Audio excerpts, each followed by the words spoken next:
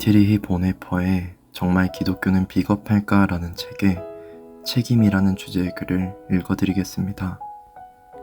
책임과 자유는 서로 통하는 개념으로 책임은 자유를 전제로 합니다. 그러나 이것은 시간적인 개념에서가 아니라 자유는 오직 책임 속에서만 존재할 수 있다는 의미입니다. 하나님과 이웃에 대한 의무를 다할 때에만 주어지는 인간의 자유가 바로 책임인 것입니다. 책임 속에서 순종과 자유는 현실이 됩니다. 이 사이에는 긴장이 감돌지만 그 둘을 따로따로 독립시키려 한다면 책임은 종말을 고하고 맙니다. 그렇기 때문에 책임감 있는 행동은 종속되어 있으면서도 창조적이라 할 수 있지요. 오늘 우리가 함께 나눌 말씀은 마태복음 13장 1절부터 9절 말씀입니다.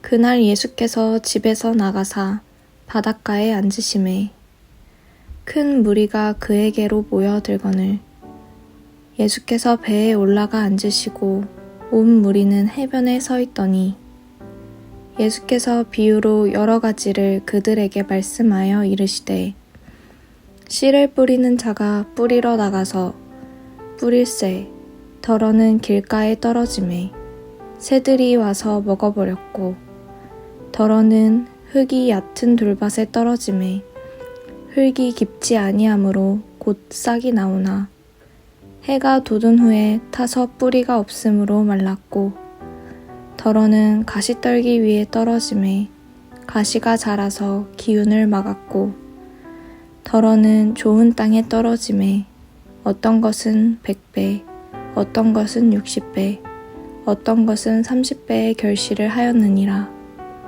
귀 있는 자는 들으라 하시니라. 아멘.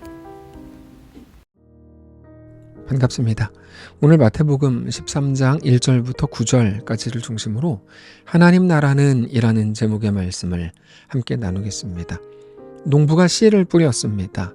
길가, 흙이 얕은 돌밭, 가시떨기, 좋은 땅 이렇게 네 군데에 뿌렸다 이렇게 말씀하시죠. 그런데 길가에 떨어진 씨앗은 새들이 와서 먹었고 그래서 열매를 맺지 못합니다. 돌밭에 떨어진 씨앗은 곧 싹이 나오긴 했지만 뿌리가 없어서 금방 말라버렸고 그것도 열매를 맺지 못하죠. 가시덤불 위에 뿌려진 씨앗은 가시덤불이 자라나서 결국 씨를 맺지는 못합니다. 씨를 자라기까지 하지 못했죠. 그러나 좋은 땅에 떨어진 씨앗은 달랐습니다. 30배, 60배, 100배의 결실을 맺었습니다. 씨는 적었지만 모두 좋은 열매를 맺었고 최소한 뿌린 것보다 훨씬 많은, 훨씬 더 풍성한 열매를 맺었습니다. 보통 이 본문을 보면서 그러므로 좋은 밭이 되자, 좋은 땅이 되자, 그렇게 결국 좋은 열매를 맺자 이렇게 교훈을 찾는 것에 우리가 익숙합니다. 그런데 우리가 오늘 본문을 조금 깊이 들여다보면 교훈 이상의 메시지가 있다는 것을 쉽게 발견할 수 있습니다.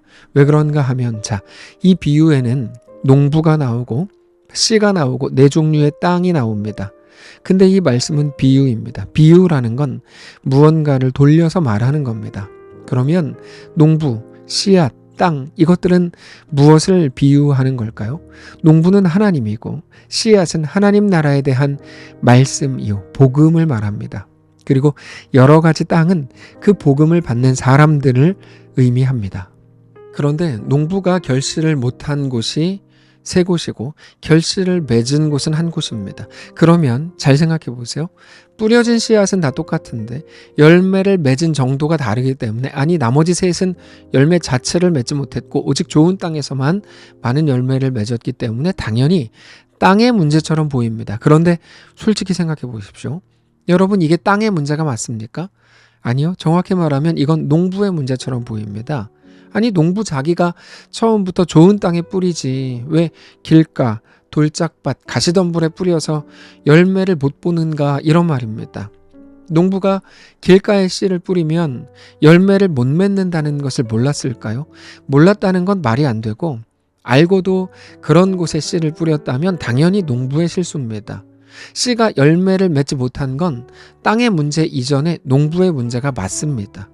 그런데 사실 오늘 이 말씀은 농사 짓는 방법을 말씀해 주는 게 아닙니다. 만일에 좋은 땅에 씨를 뿌려라. 그래야 좋은 열매를 맺는다라는 게 오늘 본문의 진짜 교훈이라면 농사 짓는 방법에 관한 말씀을 주시려는 것일 텐데, 그런데 그 씨가 하나님 나라에 대한 복음, 말씀이라고 할 때 단지 농사에 관한 본문이 아니라는 걸 우리가 알 수 있습니다. 자, 먼저 이 씨에 대해서 우리가 생각해야 하는데, 이 씨가 얼마나 훌륭한 씨앗인가 하면 조건만 맞으면, 그러니까 좋은 땅에 뿌려지기만 하면 100배까지도, 아니 우리 마음속에 있는 성경으로는 1000배, 만배까지도, 무한대까지도 그렇게나 많은 결실을 맺게 할 수 있는 좋은 씨가 농부가 뿌린 그 씨앗입니다. 그러니까 씨앗 자체에 복음에 말씀에 하자가 있지 않습니다. 분명 좋은 씨입니다. 그런데 그 좋은 씨앗을 뿌렸는데도 대부분의 땅에서 열매를 맺지 못하더라는 겁니다. 왜 못 맺었을까요? 그 땅들이 아무리 좋은 씨앗을 가지고도 열매를 맺을 실력이 없었기 때문입니다. 여러분, 세상이 그렇습니다. 세상, 하나님을 거부하는 세상은 스스로 가치 있는 것, 생명과 진리에 속한 것을 만들어낼 실력이 없습니다. 그냥 새가 와서 먹어버리고 기쁨으로 씨를 받는 것처럼 보였는데 뿌리가 없으니까 환난이나 박해가 왔을 때, 또는 세상의 염려나 재물의 유혹에 넘어가서 결실하지 못하게 됩니다. 결국 우리의 실력으로는 여러분 할 수 있는 거는 하나도 없고 그저 죽이고 소멸하고 버리는 것밖에 없습니다. 그게 세상입니다. 세상은 항상 그렇습니다. 그런데 세상이 그렇다는 걸 알고 나서 오늘 본문을 다시 보시면 오늘 본문이 너무나 놀랍게 보입니다. 왜요? 세상에는 생명을 만들어낼 만한 좋은 땅이 없는데, 정말 그렇다고 생각했는데 좋은 땅이 있고, 그것도 심지어 30배, 60배, 100배의 열매를 맺을 만한 그런 대단한 땅이 있다고 말씀하시는 게 오늘 본문이기 때문입니다. 너희가 몰라서 그렇지 좋은 땅이라는 게 있어.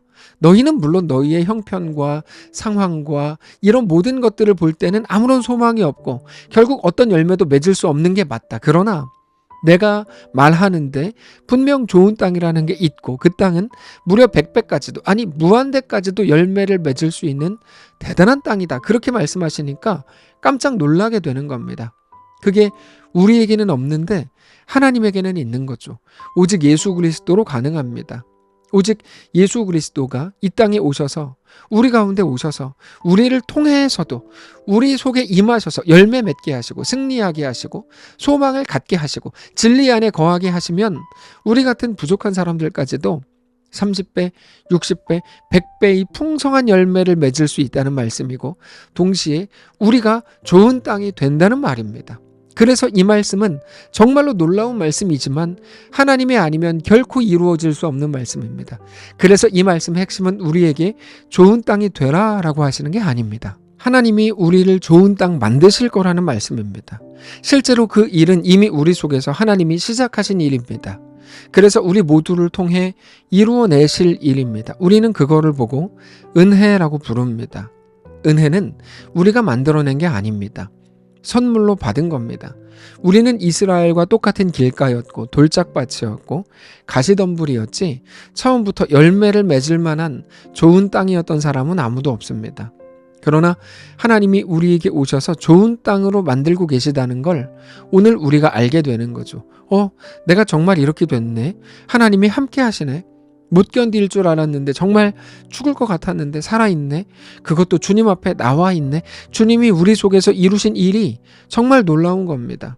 그러면 30배, 60배, 100배의 결실을 맺는다고 하는 그 결실은 뭘까요? 자, 씨앗은 하나님 나라에 대한 말씀, 복음입니다. 하나님 나라의 말씀이 심겨지면 우리 안에 100배, 60배, 30배의 하나님 나라가 세워지고 임한다는 겁니다. 그 열매와 결실은 하나님 나라입니다. 그러면 하나님 나라가 무엇입니까? 하나님 나라는 아무 걱정할 필요가 없는 상태가 되거나 그런 환경이 되는 것을 말하지 않습니다.